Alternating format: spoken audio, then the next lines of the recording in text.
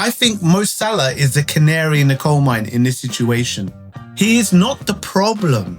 He's the symptom. All right, so we had some massive drama with Mo Salah saying what he said after the match, the 3-3 against Leeds, another crushingly disappointing performance from the Liverpool boys. So after the match, Mo Salah said that he feels he's been thrown under the bus, that there's someone in the club that wants to get rid of him, right? Basically, he wants to make him the scapegoat and blame him. So all the focus gets on him and then get rid of him. And we're going to dig into my opinions on what he said and how that differs from most of the commentary out there from ex-players, ex-managers, and even people on social media, Reddit boards and X and so on. I'm not sure how many people are going to agree with me on this, but I'm going to share it with you. And you let me know in the comments. You'll let me know if you agree with me or if you think I'm talking absolute nonsense. Before I get into any of that, however, let me accept Mo Salah probably shouldn't have said it. Yeah, we do like this stuff being kept behind closed doors. I agree, airing your dirty laundry in public is never a good look. It always makes the messenger look bad, no matter what the message is. Maybe you're the problem. Yes, it was self-serving. That was Mo Salah saying, I'm not happy. I'm going to speak to fix my situation. Is it necessarily for the best of the team? Not so sure. But I believe that his intention was Mo first. Right, I get that. Just like when he was wanting to get a better contract deal for himself. He then speaks to the media. He only speaks to the media when he has a self-serving purpose to it. Accept that as well. He is egotistical. Maybe there's a certain amount of narcissism to him as well. I accept that. And yes, other players like Andy Robertson, who has been sidelined and keeps getting sidelined for Kirkes, or players like Chiesa and Gomez until recently that were being overlooked. And yet none of those are coming out and saying, I should be placed in the team. This is not right. What's happening to me? There's a big difference though. Those players, Endo, Chiesa, etc., they are soldiers. They're warriors within a tribe. They're excellent team players. And they think like that. Mo Salah is different. He's more in the bracket of a Cristiano Ronaldo, a Zlatan Ibrahimovic, a Messi, where he knows he is elite level, where he knows, and he's proven it over the years at Liverpool, that he is a step above anyone else that's been in any of those teams, in any of those seasons. And even now, if we played to Mo's strengths, he would be a step above everyone else. This season, we've changed our strategy, our formation, our tactics, our personnel. We've stopped playing towards Mo's strengths, and he's looked human. But he's not human. He's a superhero when he's given the chance to shine. And so he has a different mindset. Yes, he's egotistical. Yes, narcissistic. Yes, he believes he should be treated differently from everyone else. Now, you can argue no one should be treated differently. We have this argument I'm seeing all over social media. No one player is bigger than the club. But those people also say that without Mo Salah's goals and assists last season, we wouldn't have got anywhere near winning the league. Now, of course, he didn't win a league on his own, but he was a difference maker. We would have been a good top 4 side maybe last season. We wouldn't have won a league so clearly if it wasn't for Mo having an exceptional season in terms of his numbers and winning all the awards. We seem to have forgotten that. We've changed the way we play. We've taken away a lot of the service to Mo Salah. We've taken away a lot of the chances for him to score. And what are we seeing? We're seeing his numbers drop. And then we're acting like he's the only one that's performed terribly this season. He's not. And other players have performed badly and they're still playing week in, week out. Gakpo is undroppable even though he's a one-trick pony. Down the left, cut in, shoot every single time. Gravenberch is not shielding that defence at all, which is why we're seeing massive gaps and we're so clearly caught in a counter-attack all the time. Yet he's always there, every single game starting as long as he's fit. Why is Kirkes taking Robertson's place when he's been a headless chicken for most of the season? All right, so we can't say that fair treatment, if you're not playing well, you're not starting. No, we've seen Isak take Ekitike's place too often when Ekitike is purring and Isak is not. So I do think that Mo Salah to some degree has been scapegoated. But I want to talk about this sentiment of him talking in public being just negative entirely. I don't think it is. And I want to outline why. There is an analogy, the canary in the coal mine. Okay? Miners would take a canary down in a bird cage and put it in the coal mine whilst they're working. And if a canary stopped tweeting, they'd look over.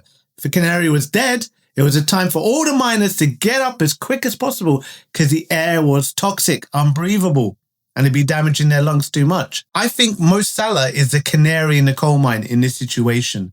He is not the problem. He's the symptom. His performances is a symptom of the problem, which is poor coaching this season, poor strategy, poor tactics, not enabling him to get the best out of himself. Him speaking to the media after the Leeds game is the symptom of a problem internally that I'm sure Mo is not the only one thinking. I'm sure other players are thinking, we just keep going on a losing run and the tactics are not changing. The players are not being coached in the right way. Every single player, performances have dropped. And the common denominator is that Arne Slot has been making too many tweaks this season away from last season. And last season, there were very few tweaks. It was really Klopp's team, Klopp's strategies, just with a little bit more cautiousness in the transitions. Now we've gone full on cautious in the transition, possession-based football, which I don't enjoy. It's too boring. We just hold on to the ball so much. The times we had some luck against Leeds, it was when we burst forward. But I bet Slot was like, oh, I don't like that. I want you to hold it and pass it sideways for a bit longer before we start moving forward. But Slot dug his heels in and we're losing. We're drawing. We're way down in the league. It's insane how bad we've been this season, right? According to how much money that's on that pitch as well. And the common denominator is the coaching. Mo Salah is a symptom of bad coaching. Mo Salah's decline in performances and complaining to the media are both symptoms of what's happening behind the scenes, which is Arne Slot messing everything up. If Mo Salah feels pushed aside and he's not getting enough reasons why, and he's feeling dismissed, belittled, and so on, what is happening behind the scenes to make him feel that way? You know, he's given us 8 years of exceptional play. And because of one talk to the media, we're going to turn on him in 5 seconds and say he's a problem? Players do not speak out unless the internal channels of communication have failed. Mo Salah's done that through the contract negotiations when they stalled. So he spoke about his contract negotiations, right? He's now speaking about this because presumably he's been trying to have this conversation and he's not getting enough back. And I can imagine that. Go back to that argument with Jurgen Klopp towards the end of Klopp's last season. Remember that argument on the touchlines? He's bringing Salah on. Now, Jurgen Klopp starts it. If you watch the video, he goes and says something to Salah, which triggers Salah. And Salah then argues back and they have a little spat before Salah gets on the field. What happened after that? He didn't speak to the media. He walked past the media. He said, if I speak, there will be fire. He had enough respect and enough trust in the communication with Jurgen Klopp behind the scenes that they will settle that themselves. Maybe it had already started and he knew he'd speak to him tomorrow. He didn't feel the need to go and say something to the media at that moment in time, did he? Why is he not got a good relationship with Arne Slot? And back to the canary in the coal mine analogy, we needed to know this as fans. I mean, it'd be very hard not to know that Liverpool are struggling this season with all our results. We know that for sure. And we can see the body language of the players on the pitch. Insecurity, uncertainty, fragility, lack of confidence. So we knew there are problems behind the scenes. But this is clear now, isn't it? It's clear when your absolute star player, your talisman, your best player of the last decade, the player that has broken records all the time, one of the all-time greats of Liverpool, a player who sits up there in the upper echelon of legends of the sport, comes out and says, I have no relationship with Arne Slot. I can't get answers from him why I've been dropped. I feel like I'm being scapegoated. Believe him. Believe him. Another reason why I'm kind of glad this happened is we're always banging on as fans about wanting transparency. right? When we say, oh, the clubs, they hide too much from us. They don't tell us what's really happening. They all kind of put out this, it's too much corporate professional BS. You know, they say what's meant to be said to the media. The press conferences are tightly controlled. We want to the doors to be blown open. We want to know what's happening in the club that we love and we support. Why are so many of the fans up in arms about this, criticizing Salah? He's done exactly that. He's blown open the doors. He said, this is what's happening. This is how I feel about it. I'm telling you, the fans, via the media, the complete transparent truth of my version of this story. And yet 90% of the fans are angry with him for doing that. Are you kidding me? We're always complaining. We always say we want more information. We want to know the truth. We get the truth. We tell him he shouldn't have spoken. If Mo Salah can get dropped, not be given enough reasons why, be made to feel like he's a scapegoat, what on earth is happening to other players? Robbo hasn't come out and complained about it, but I bet you he's feeling the same way. And yet every time he plays, he's better than Kerkez, right?